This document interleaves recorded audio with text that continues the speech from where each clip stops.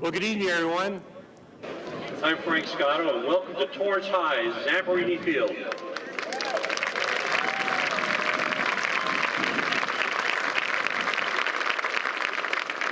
Over the 4th of July weekend, the flags in the city flew at half-staff to remember a man we call our hometown hero.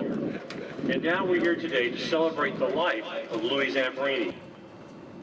The rest of the world knew him as an incredible person who survived 47 days, adrift on a raft in the Pacific Ocean during World War II. After floating for 2,000 miles when his plane crashed on a reconnaissance mission, he was captured by the Japanese military and taken ashore to an enemy-occupied island. Weighing only half his weight, Louis would stand over 2 years of unimaginable torture and humiliation in the hands of those who knew him as a famous prisoner. I'm finding the winner here, I'm sorry guys. As a baby, Louis had pneumonia. The doctor suggested that his family move from the East Coast to the West Coast. Torrance is where he made his home. That advice brought Louis another 95 and a half years more on his life, or before he succumbed to pneumonia on Wednesday, July the 2nd, at the age of 97 and a half years old. For someone who started smoking at the age of 5, drinking at the age of 8, and at the age of 27, during World War II, he was declared dead by President Franklin Roosevelt. He was known for overcoming adversity. The hardships he endured made him a stronger person. Today, once again, we gather in the name of Louis Zamperini, this time with flags flying high to celebrate his life.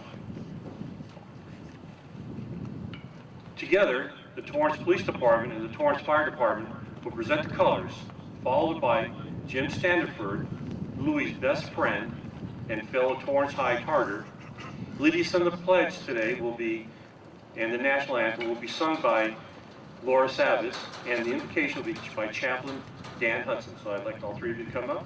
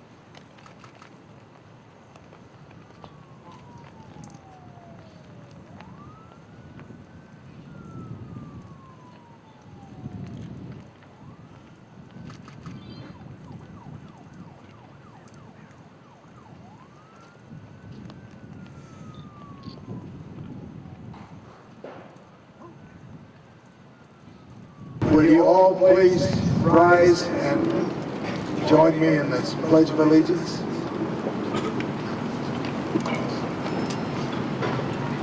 I pledge allegiance to the flag of the United States of America and to the republic for which it stands, one nation, under God, indivisible, with liberty and justice for all.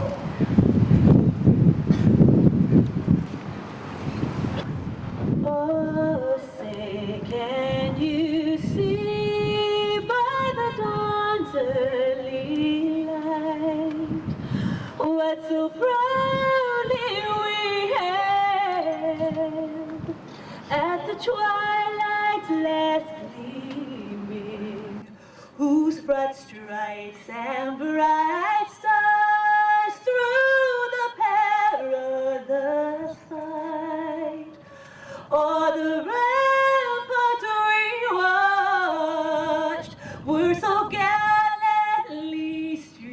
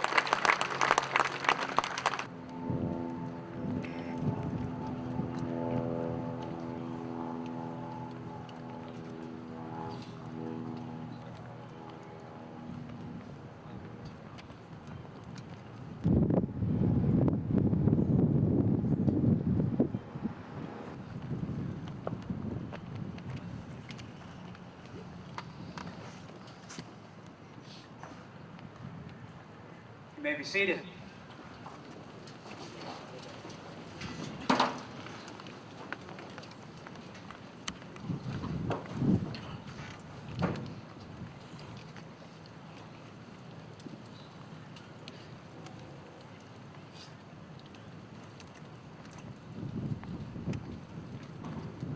Almighty and most merciful God, creator of all things visible and invisible, and faithful sustainer of what you have made, we come before you this evening as people diverse in many ways, from different communities of faith and places of doubt, yet united in the joy of this occasion as we celebrate the life of Louis Zamperini.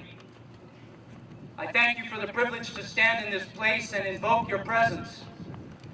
I pray now that you would bless the Zamperini family, elected officials, servicemen and women, and all gathered here. Bless this time as we celebrate the life of this great man. We gather together on this beautiful July evening, standing in the place where ocean breezes do blow. We gather in the town where a local boy became known as the Tornado. On a July night, 78 years ago, residents from this town gathered with great anticipation and joy and held gifts, essentials, and blessings to send off their future Olympian on his journey to Berlin. On this July night, the town gathers once again, holding bits of sadness, faith and pride, appreciation and respect, and simply overwhelming admiration for a great life force who now carries his eternal torch in heaven. We are here to share about a life in whose light was nearly extinguished, who had to plumb the depth of despair and self-destruction before soaring to heights not imagined. May we all be inspired by the tremendous capacity to endure hardship. Life has fears. Louis' life taught us we can live beyond those fears. Everything happened to him, beauty and terror. He just kept going. May God bless us all when we feel the storms around us, remembering that no feeling is final. May we hear the words from a loving God, "Give me your hand," and have the courage to reach out to faith beyond fear. Louis put his hand in the hand of Jesus, his God. May we learn from Senator John McCain's words in a preface of a book about Louis' life, that faith in oneself proves to be the least formidable strength we possess when confronting alone the cruelties of life. That glory belongs to the act of being constant to something greater than yourself, to a cause, to your principles, to the people on whom you rely and who rely on you in return.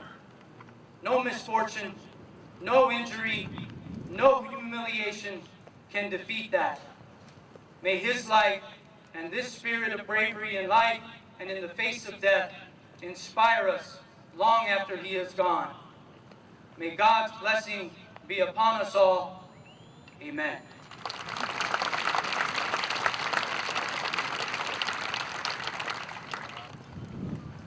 Just 70 years ago, the Torrance Tornado, as Louis was fondly called, ran track at the Torrance High School. In 1962, this field, right here, then named Torrance Stadium, was opened in his honor. In 1987, students at Torrance High School decided that this stadium, Torrance Stadium, should be renamed Zamperini Field, Zamperini Stadium.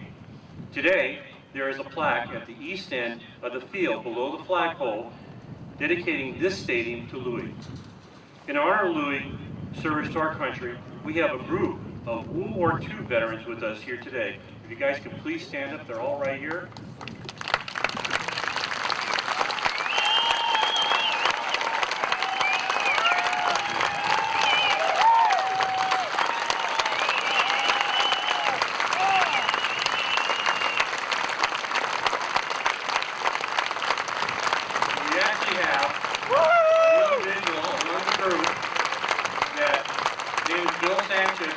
actually was in prison camp with Louis Zamperini. Raise your hand.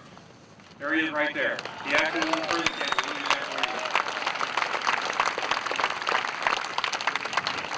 Also here today, we have a number of people that actually went to high school with Louis Zamperini. You please stand up now at this time, or raise your hands.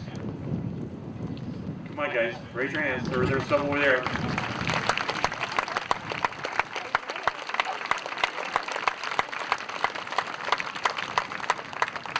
Now, I was going to wear my hat, but and Louis would like that, but it's so windy up here, it's going to probably blow off my head.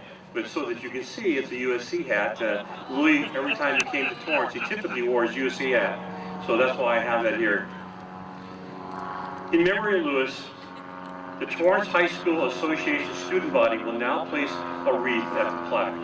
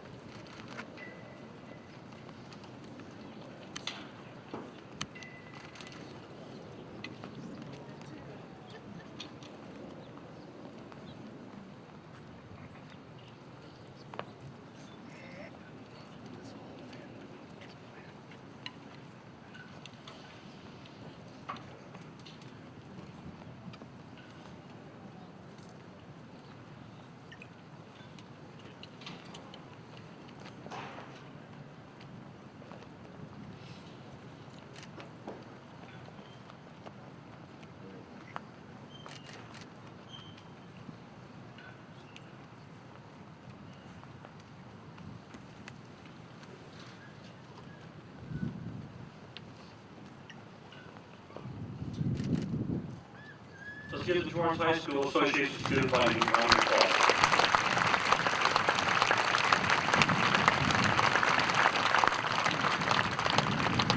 Now I'd like to invite him to the microphone, the City of Torrance Mayor Patrick J. Fury, up for a special presentation to the family.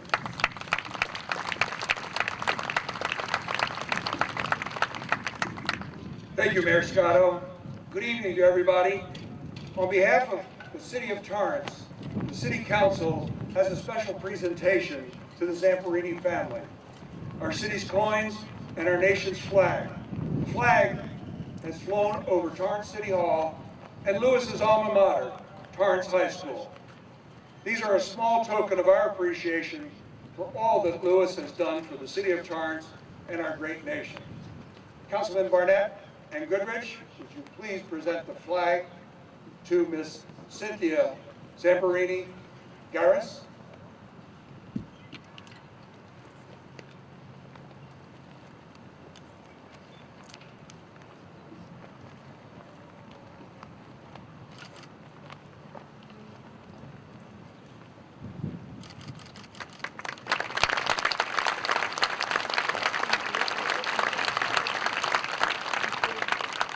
Council members Wiedemann, Ashcraft, and Rizzo, would you please present coins of the City of Torrance to Cynthia, Clay Zamperini, the grandson of Lewis, and Luke Zamperini, Lewis's son.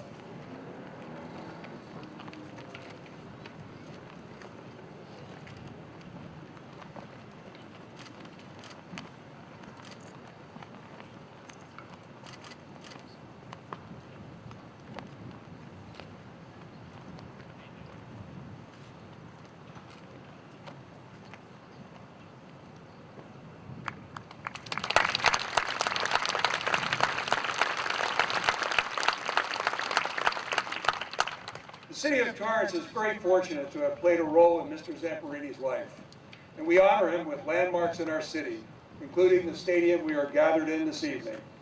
In 1944, when Louis was officially declared dead. The city named the Lomita flight strip Zamperini Memorial Field. And then when Lucky Louie returned from World War II alive, the city came together again on December 7, 1946, to rename the field Zamperini Field, sans the memorial, the same field our flyovers departed from this evening. I want to thank the Zamperini family again for allowing us this honor to honor Louis and for being with us tonight. And I want to thank everybody who has come here to honor his memory and his life. Thank you very much.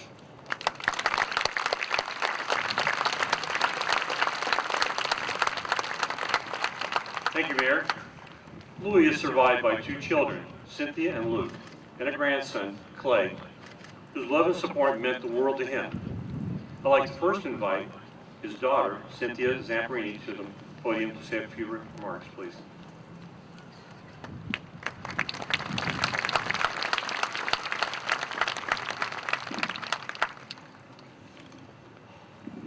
Welcome, everyone. On behalf of the Zamperini family, I want to thank you all so much for coming out tonight to help us celebrate and honor the life of this magnificent man. I can't believe a few hours ago I was fretting over a bad hair day. I can't stop crying and my hair's a wreck, but I guess I have some company here. I'm going to keep this very brief. I just want to tell you that Louis loved his hometown of Torrance, California so much. It meant so much to him all of his life. And if he could see this turnout here at Zamperini Stadium tonight, it would fill his heart with joy. I know it does mine. I'm sure I can speak for my family that it does theirs as well. So this is going to be very brief. With that said, I just want to invite you to join our family in this celebration of the life of the great Torrance tornado, my father, Louis Zamperini. Thank you.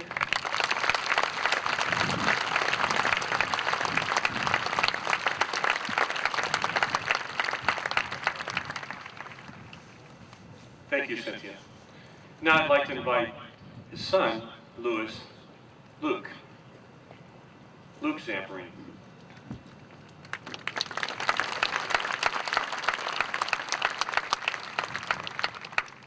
Wow!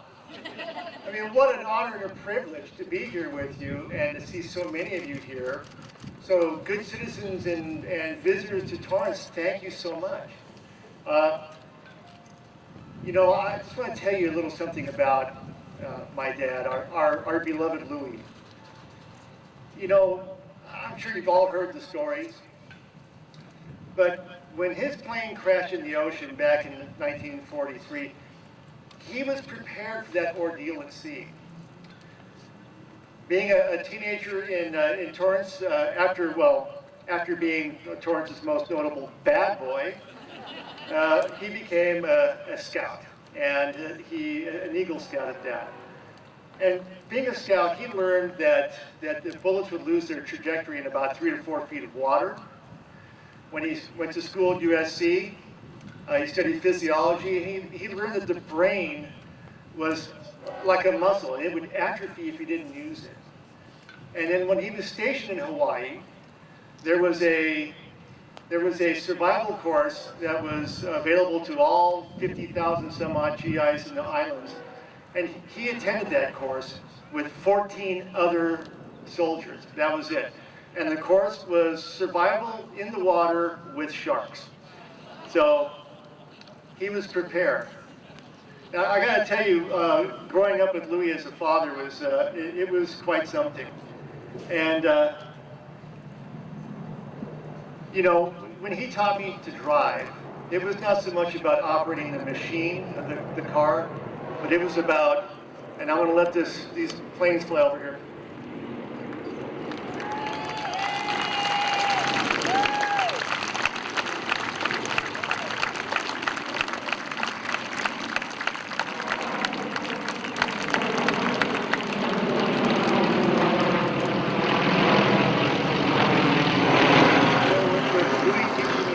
it wasn't so much how to operate the machine as it was a crash course in advanced efficiency planning.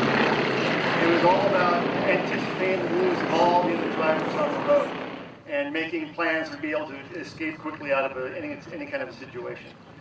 But you know, Louis was also, he was a funny guy. You know, those of you that got a chance to meet him, you know his sense of humor is really something.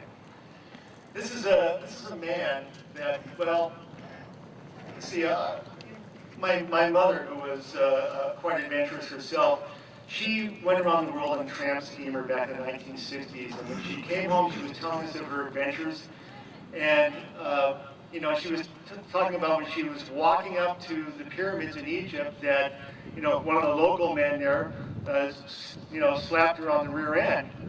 And so Dad goes, well, what'd you do? She says, well, I picked up a rock and threw it at him. I said, well, you should have done the Christian thing and turned the other cheek.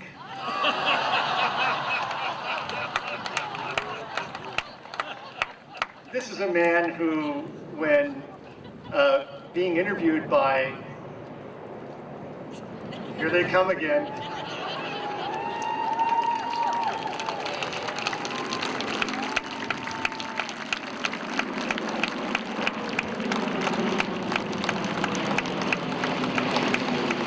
Fantastic.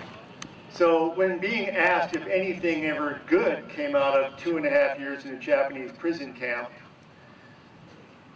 he thought for a moment and he said, yes, it prepared me for 55 years of married life.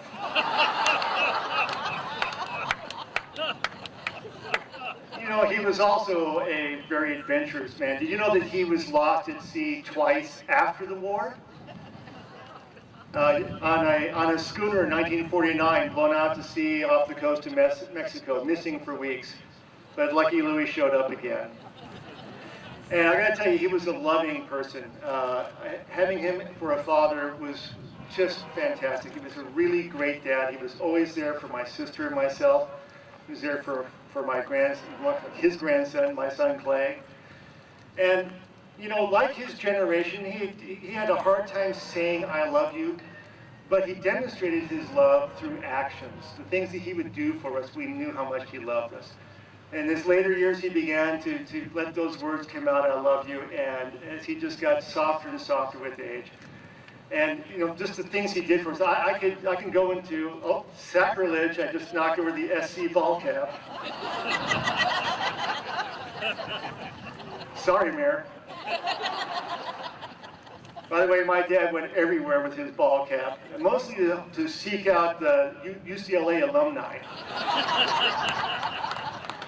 So, I mean, I had some pet rats when I was a kid, and I foolishly let them outside one night and left them in the cage outside, and I thought they were dead. And I was heartbroken. Of course, I was a lot younger than I am now, but you know, Louis stayed up all night nursing these rats that he didn't particularly care for. Brought them back to life in the morning, and I'll tell you, I was thrilled. And I'm thrilled right now watching these guys come over again.